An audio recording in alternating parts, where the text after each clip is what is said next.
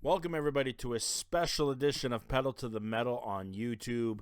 That's right, we are doing a special segment right now that I like to call 5 minutes or less. That's right, this is a segment where I review a record, a comic book, a movie in 5 minutes or less.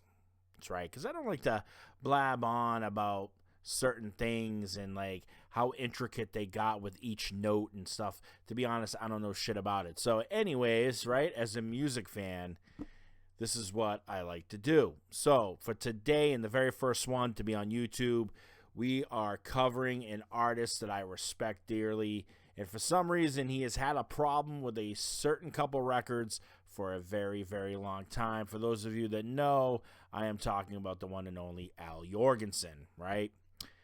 Singer, creator, songwriter, everything you need to know, absolute maniac.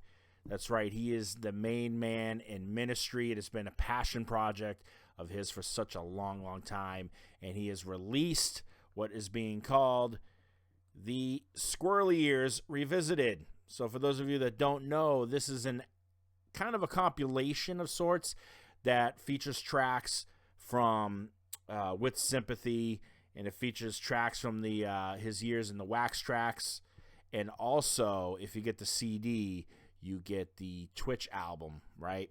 So basically what it is, it's kind of, think of it as a revamped and remixed record. I personally was a huge fan of the With Sympathy album. I don't know about anybody else out there. I mean, I love everything else they've done, like Land of Rape and Honey, The Mind is a Terrible Thing to Taste, Psalm 69, all that stuff. Been a huge, huge fan of Ministry for years. So this, they take the tracks from With Sympathy, and there are some very, very updated things going on with a lot of these tracks. But let's revert to what Al Jourgensen once said. Commenting about the record, he said, "I was literally a product of the old school star-making machine. Actually, I think without that record, I wouldn't be as much of a fucking maniac douchebag as I am today. I completely rebelled against it. I fucking hated myself, the world, and everything around me because of that record." And what he means is Arista, he didn't realize that Arista was going to have their hands so deep into everything they did. I mean, you kind of know what you're getting yourself into when you sign a record deal, sort of. There are a lot of surprises that do come up a lot of the times. We understand that. But nonetheless, what it ended up sounding like was a very Depeche Mode style record instead of the industrial juggernauts they would later become. The record sort of took that English, that Depeche Mode style, basically. For lack of a better term, that I want to call it industrial as well, but whatever. You know what I'm talking about.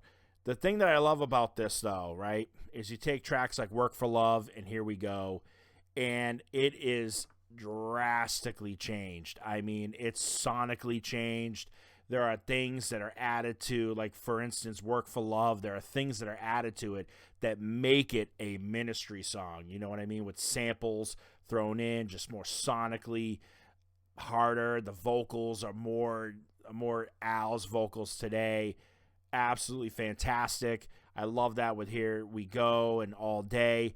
The only track, and I love it with Revenge and I'm Not an Effigy. That's also another great. I love the hotter edge sounds that he did with that. The only track that I'm trying to get used to, only because I love the original version, and that is Every Day is Halloween.